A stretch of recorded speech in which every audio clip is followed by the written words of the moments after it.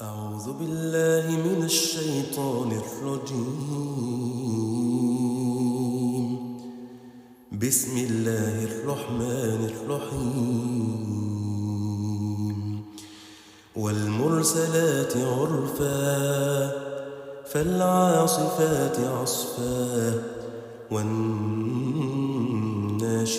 نشرا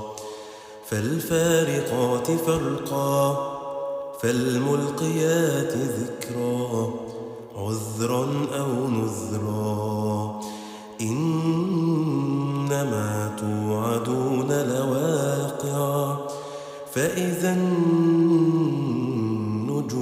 طمست وإذا السماء فرجت وإذا الجبال نسفت وإذا الرسل أقتت لأي يوم أجلت ليوم الفصل وما أدراك ما يوم الفصل ويل يومئذ للمكذبين ألم نهلك الأولين ثم نتبعهم الآخرين كذلك نفعل بالمجرمين ويل يومئذ للمكذبين ألم نخلقكم من ماء مهين فجعلناه في قرار مكين إلى قدر معلوم فقدرنا فنعم القادرون ويل يومئذ للمكذبين ألم نجعل الأرض كفاتا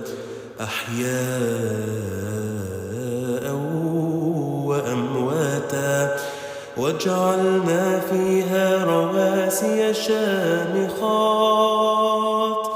وأسقيناكم ماء فراتا ويل يومئذ للمكذبين انطلقوا إلى ما كنتم به تكذبون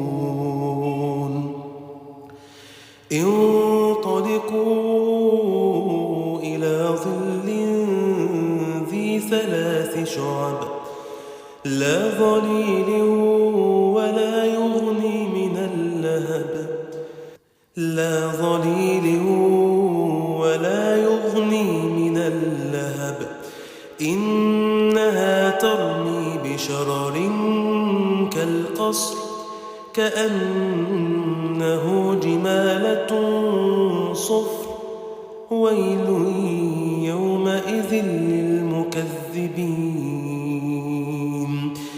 هذا يوم لا ينطقون ولا يؤذن لهم فيعتذرون ويل يومئذ للمكذبين هذا يوم الفصل جمعناكم والأولين فإن كان لكم كيد فكيدون ويل يومئذ للمكذبين إن المتقين في ظلال وعيون وفواكه مما يشتهون كلوا واشربوا هنيئا بما كنتم تعملون إنا كذلك نجزي المحسنين ويل يومئذ للمكذبين للمكذبين كلوا وتمتعوا قليلا إنكم مجرمون ويل يومئذ للمكذبين وإذا قيل لهم اركعوا لا يركعون ويل يومئذ للمكذبين فبأي حديث بعد